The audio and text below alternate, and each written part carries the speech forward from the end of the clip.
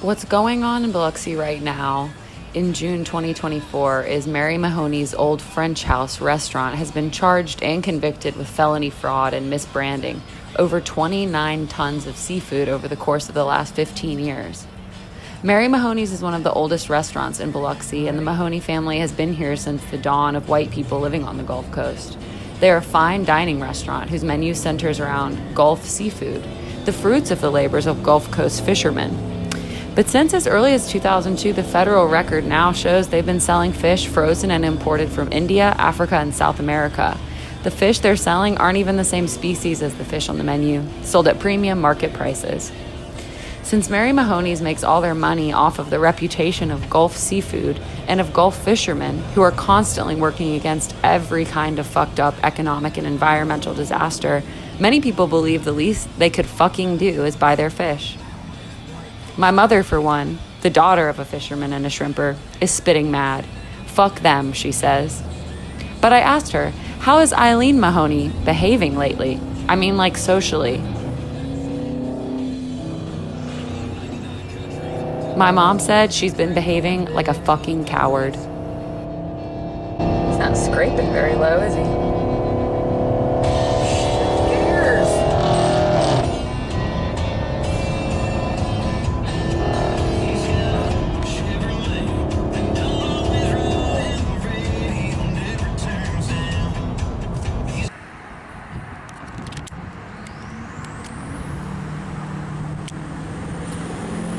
When I meet someone who tells me they love nature and camping and the great outdoors, I know one thing about them for sure, which is that they are not from the Gulf Coast, where nature, above all, is a powerful, dominating force that wants nothing more than to kill you and ruin your business and throw you off the face of the earth. Usually people who like nature are from the Pacific Northwest or California. But nature, like all evil entities, does have a sense of humor. In 2005, Biloxi was hit by Hurricane Katrina. I was 15, and it was already a shitty place before that. In the 80s, it was most famous for being the home base of the Dixie Mafia, the only crime syndicate in U.S. history to operate without any familiar or ethnic requisites for membership. It was a situation best described on the Wikipedia page as, if you wanted to do crime, you should go there. This is because the police department was so poor you could pretty much pay them to do anything, and it wouldn't even cost very much. During this time, the mayor of the city, Pete Halott, hired a hitman to murder his best friend and law partner, and also his best friend and law partner's wife, because they were threatening to interfere with his very lucrative scam, wherein he employed inmates at Angola prison to extort and rob gay men who replied to their targeted classified ads in small gay magazines across the country. My mom, years later, sat and smoked weed on the seawall with a man she met in a bar, who claimed that the biggest regret in his life was that he had been passed over for the Halott murder job. He was a hitman, he claimed. He could have done it, and he would have gotten away with it. Pete Halott, though he did not get away with it, somehow still got to just keep being the mayor for quite a while. At his funeral, my mom told me people in line were still talking about whether or not he did it, even though it was completely and scientifically proven that he did.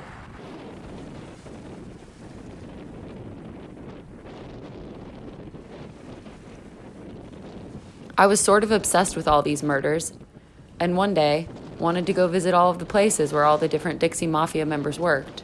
The Golden Nugget Strip Club, the Pyramid Strip Club. But I realized quickly that all of those places had been destroyed by a different hurricane already.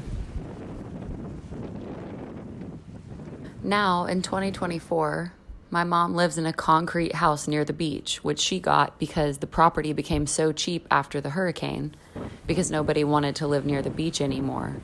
Or it was going to be way too expensive to pay the increased flood insurance just a few feet further south than the plot of land she bought.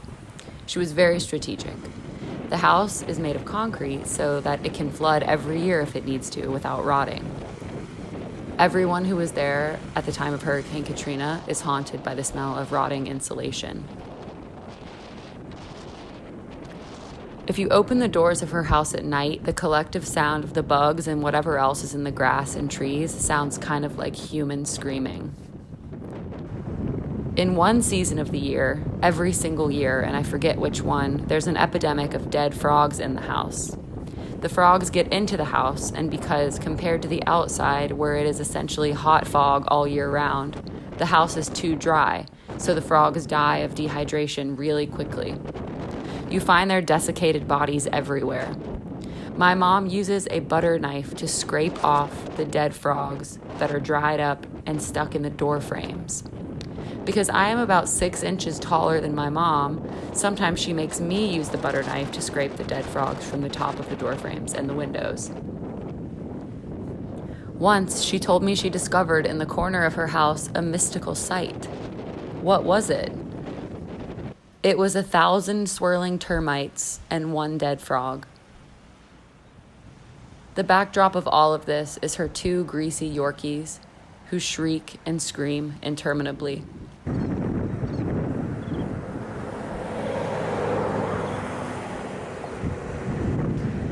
Back to the hurricane, which was one of the worst, most traumatic ordeals that many of us had experienced. A shipping container of raw chicken had washed up on the beach and contaminated a huge swath of the town. Workers in hazmat suits eventually cleaned it up, but that took a long time because for a while there were simply no workers. Most of the houses in this area were wiped clean from the ground. Everyone lived in FEMA trailers. They had to blow up Lady Luck Casino, which had ended up floating into the parking lot of the Coliseum. Once our school reopened, we all drank vodka and our Gatorade during class. I believe the teachers knew and understood we were going through it. They were probably drinking at school as well. Many of them actually had to live at the school in their own shit-ass FEMA trailers. We were under curfews and martial law. My only understanding of martial law came from my teacher, Miss Temple. She explained during biology class that if you were in someone else's yard, they could legally shoot and kill you now. And if someone was in your yard, you could legally shoot and kill them.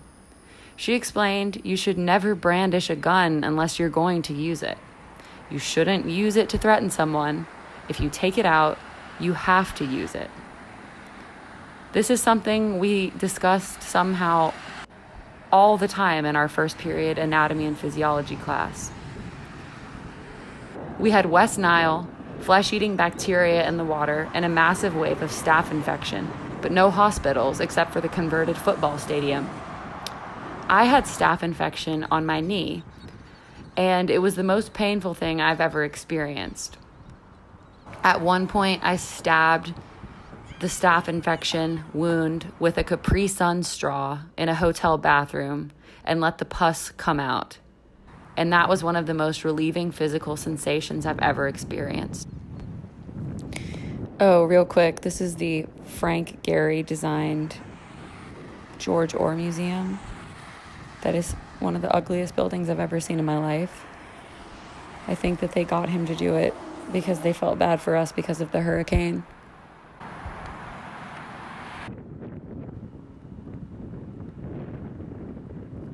Students cooked MREs in class for fun. I remember the macaroni and the stroganoff ones. People also hoarded the laxative chocolates from the MREs so they could prank each other. And everyone, of course, had PTSD.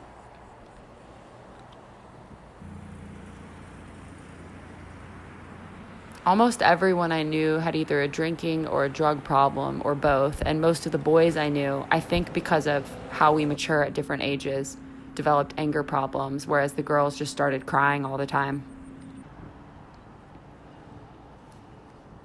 A couple of celebrities came to town during this period. One of them was Kirstie Alley. All of the really famous celebrities went to New Orleans, but some of these random ones came to Biloxi.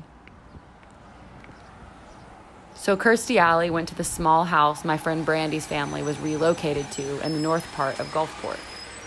It's absolutely unclear as to why she went there, but when she got there, Brandy was so hungover she couldn't get out of bed. Brandy's mom came into Brandy's bedroom and said, "Get out of bed, Brandy, Kirstie Alley is here." Brandy was like, "What?" Her mom was like, "Kirstie Alley, the actor, is here." And Brandy was just like, "At our house? Why? Why is she here?" Her mom was like, "I don't know." Brandy was like, "I don't understand, and I'm not getting out of bed. I can't get out of bed." "Well, what should I tell Kirstie Alley?" her mom asked. "She wants to meet you for some reason." Brandy thought for a second and then said, "I guess you can tell her she can come in here." So Brandy's mom went away, and then Brandy got comfortable again in her bed, and then Kirstie Alley actually did come into the bedroom, led by Brandy's mom. And then Kirstie Alley knelt beside Brandy's bed, where Brandy was still lying under the covers, and they took a photo. I would pay up to $1 million to see that photo again just one time. And then a couple of years after that, we had the BP oil spill. All of the fishermen's businesses were ruined again. All the boys I grew up with were hired to go out on boats and soak up oil from the surface of the Gulf with globs of human hair. A few years later, another classically beautiful phenomenon occurred. Nutria-rats, which are a very large rodent that typically live in the swamps and bayous in the region, were somehow washing up dead all over the Mississippi coastline. Because their mouths were closed, the gases inside their bodies, as they rot in the sun, expanded and blew the nutria-rats up like balloons, which eventually exploded. So there were exploded rotten rat carcasses all over the beach, like hundreds and hundreds of them. And every day a crew would show up to clean them up, and by the middle of the day, they would all quit because it was too disgusting. So a new crew would show up the next day to try to do it, and they would quit because it was too disgusting. So it took a very, very, very long time to get the exploded, dead, rotten nutria-rats off the beach, much like the rotten chicken carcasses from the hurricane. There is a kind of spiritual rhyme there. This, by the way, is the Ocean Springs Bridge. When I'm in Mississippi, I go for walks on the Ocean Springs Bridge, which are categorically miserable. It's always too hot, and the light is blinding, and the cars and trucks honk at you, and you just have to flip them off and keep moving. While I was shooting this, I thought I might die. Once, while I was walking on the bridge, I encountered a man holding a sopping wet leather motorcycle vest. He held it out in front of his chest and then waved it at me, nasty water flicking off of it. I took my headphones out and said hello. "Hi," he said, "can I ask you a question?" "Sure." So I found this motorcycle vest washed up at the bottom of the bridge on the Ocean Springs side. "Okay," I said. "It belongs to a dead man," he said. "There was a fucked up motorcycle wreck here on the bridge like 2 days ago, and every morning I've been seeing this family searching the two shorelines for this guy's body or something from him. They were looking for this vest. I guess it sunk for a while because it's leather and it's waterlogged."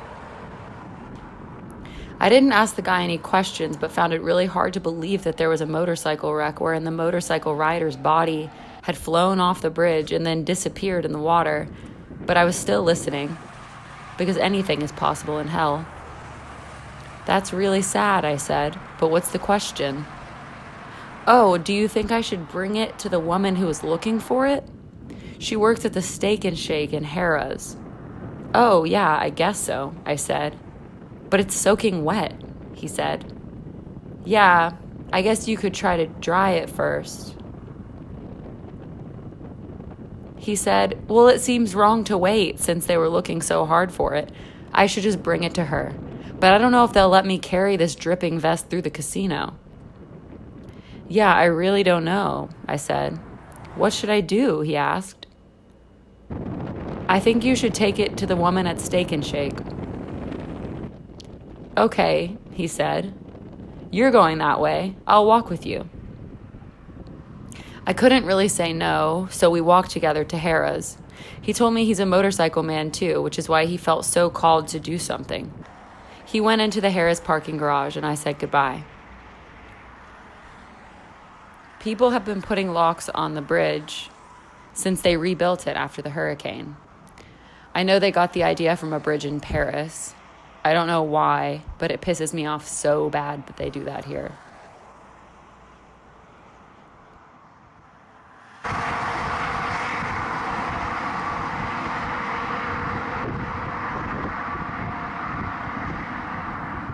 I once had to get a fresh tetanus shot when I impaled my foot on a dead squirrel skeleton here in the water near Deer Island.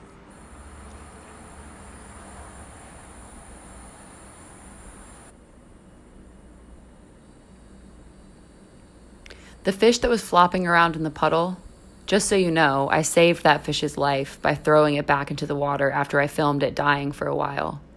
I obviously couldn't save all those other fish because they were rotting to hell already.